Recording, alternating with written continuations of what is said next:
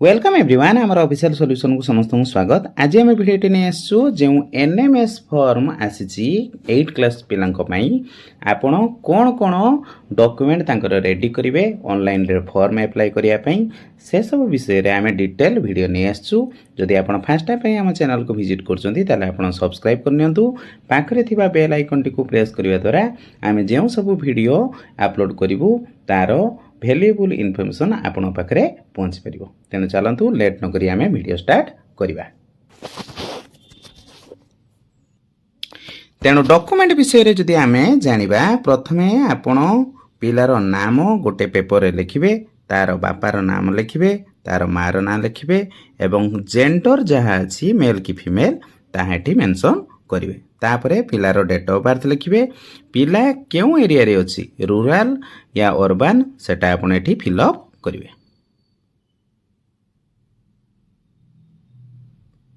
तापरे तार रहिछि रिलीजियन हिंदू सिख किमा मुस्लिम जदि थिबो ताले आपण सेठी फिल अप करिवे। केउ कास्ट रे से आसुछि से कास्ट आपण मेंशन करिवे। जदि जनरल ले आसुछि ताले आपण जनरल एठी लिखिबे किबा अन्य कौन सी कास्ट आसते एससी एसटी कि एससीबीसी ओबीसी ताहले आपन को एठी मेंशन करिया पई पड़िबो। तापरे जदि आपन जनरल ले आपन देइचंती ताहले आपन को कोनोसी किछि कास्ट सर्टिफिकेट अपलोड करिया पई पड़िबो नाही।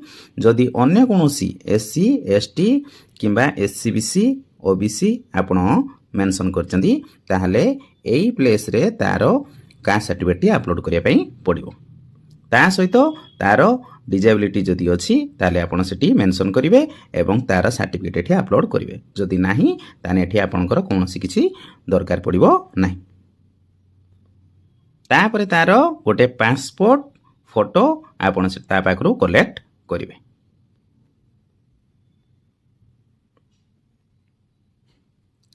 तापरे रहिला रेसिडेंट वाइज तार एड्रेस दवा पई पड़िबो। पिलाटीर जो एड्रेस अछि 8 एठी लिखिबे, पोस्ट एठी लिखिबे, डिस्ट्रिक्ट कौन अछि ताहा लिखिबे, ब्लॉक लिखिबे एवं पिन कोड मध्य एठी लिखिया पई पड़िबो। तेणु एई सब डॉक्यूमेंट आपन को रेडी करिया पई पड़िबो जेते बेले आपन ऑनलाइन रे फॉर्म अप्लाई करिया पई जिवे। तापरे जेउ पिलाटीरो आपन फॉर्म अप्लाई करिया पई चाहुचंती तार बैंक डिटेल दबा पई पड़िबो। तार बैंक रो नेम लिखिबे, बैंक रो अकाउंट नंबर देबे, आईएफसी कोड लिखिबे एवं बैंक रो जो ब्रांच एड्रेस रहिछि ताहा एटी मेंशन करिवे। तापरे जो अकाउंट नंबर टी आपण देइचंती अकाउंट होल्डर नेम एठी मेंशन हेबो। तापरे आधार अछि कि नाही एठी ऑलरेडी आसी जाइथिबो। जदि थिबो ताले यस करिवे नहले नो मध्य करि परिवे। ये थिला पिलार जदि अकाउंट अछि ताले हे गला। जदि पिलार अकाउंट नथिबो ताले तारो पेरेंट्स रो अकाउंट नंबर मध्य एठी आपण मेंशन करि परिवे।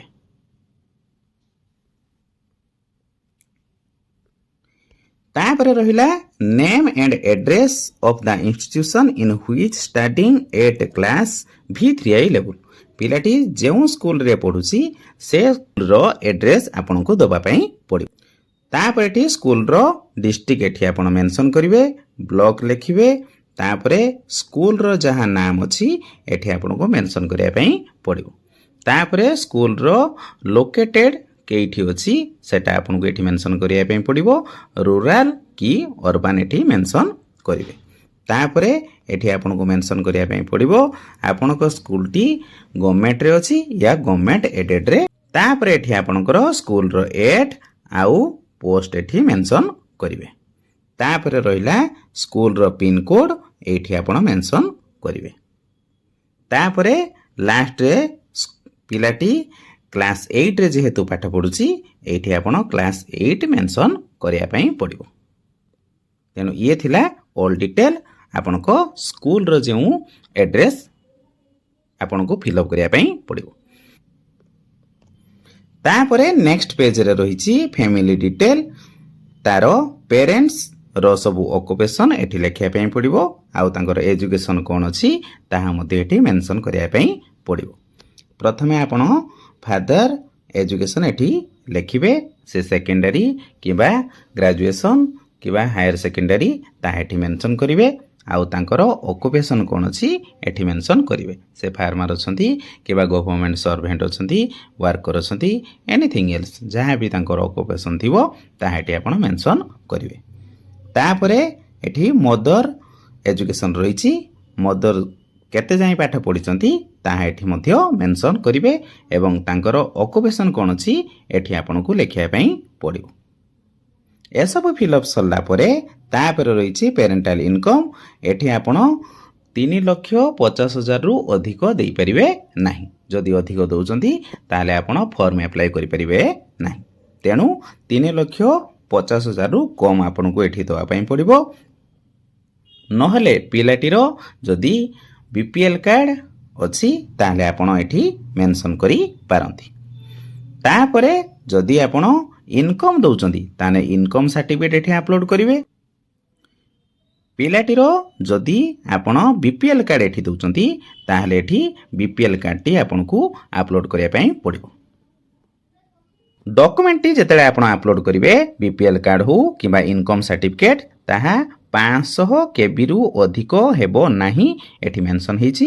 ଅଧିକ ହେଲେ ଆପଣ ଏଠି ଆପଲୋଡ଼ କରିପାରିବେ ନାହିଁ। ତାପରେ ରହିଛି କଣ୍ଟାକ୍ଟ ଡିଟେଲ। ପିଲାଟିର କଣ୍ଟାକ୍ଟ ଡିଟେଲ ଏଠି ଦେବେ। ଯେଉଁ ମୋବାଇଲ ନମ୍ବରରେ ରେଜିଷ୍ଟ୍ରେସନ ହେଇଥିଲା ତାହା ଏଠି ଶୋ କରିବ ଏବଂ ଇମେଲ ଆଇଡି ମଧ୍ୟ ଶୋ କରିବ। ତାପରେ ଏଠି ନୋଟରେ ଏଠି ଲେଖା ହେଇଛି if you do not have email ID provide schools HM email address. ଆପଣ ନିଜର ଯଦି ଇମେଲ ଆଡ୍ରେସ୍ ଅଛି ତାହେଲେ ଦେଇପାରିବେ, ନହେଲେ ହେଡ଼ମାଷ୍ଟରମାନଙ୍କର ଇମେଲ ଆଇଡି ମଧ୍ୟ ଦେଇ ଫର୍ମ ଆପ୍ଲାଏ କରିପାରିବେ। ତାପରେ ଆପଣ ଅନ୍ୟ ଗୋଟିଏ ମୋବାଇଲ ନମ୍ବର ଏଠି ମଧ୍ୟ ଦେଇପାରିବେ। ତେଣୁ ଏହିସବୁ ଡକୁମେଣ୍ଟ ଆପଣଙ୍କୁ ଫିଲ୍ଅପ୍ କରିବା ପାଇଁ ପଡ଼ିବ।